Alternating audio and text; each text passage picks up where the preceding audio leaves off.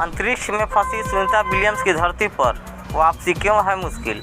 NASA के पास बचा है अब सिर्फ इतने दिन का समय। आप देख रहे हैं बीएनपी न्यूज।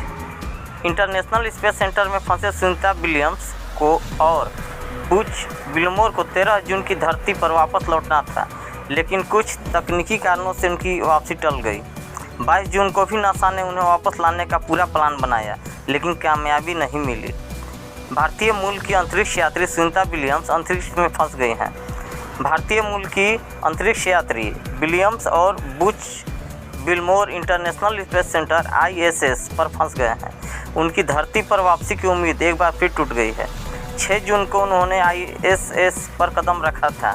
इसके बाद उन्हें 13 जून को वापस लौटना था, लेकिन बोइंग के स्टारलाइनर कैप्सूल में खराबी आ गई। इससे उनकी यात्रा का 22 जून तक टाल दिया गया।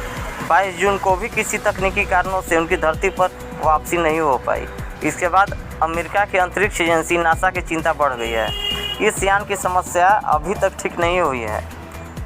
क्यों नहीं हो पा रही है वापसी? बता दें कि स्टारलाइनर अंतरिक्ष यान को उड़ान के दौरान दिक्कतों का सामना करना पड़ा। यान के थ्रस्टरों ने 5 बार अचानक काम करना बंद कर दिया है। हीलियम गैस के रिसाव होने से यान का उड़ान भरना जोखिम भरा था।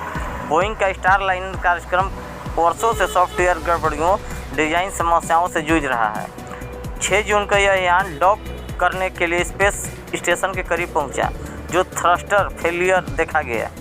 इस कारण अंतरिक्ष यान स्पेस सेंटर के करीब तक नहीं गया जब तक खराबी ठीक नहीं कर ली गई। नासा के पास कितना बचा है समय? न्यूयॉर्क पोस्ट की खबर के मुताबिक इन अंतरिक्ष यात्रियों को वापस लाने के लिए नासा ने अधिक से अधिक 45 दिनों का समय रखा है। इंटरनेशनल स्पेस सेंटर से सुनीता विलियम्स और उनके सहयोगियों को वापस लाने के लिए ऑन ग्राउंड इंजीनियर्स की टीम दिन रात काम करने में लगे हैं। नासा के अधिकारियों ने बताया कि स्टारलाइन अंतरिक्ष यान का रिटर्न मॉड्यूल ISS के हार्मोनी मॉड्यूल से जुड़ा हुआ है। हार्मोनी का ईंधन भंडार कम होने के कारण यात्रियों की वापसी एक बड़ी चुनौती है।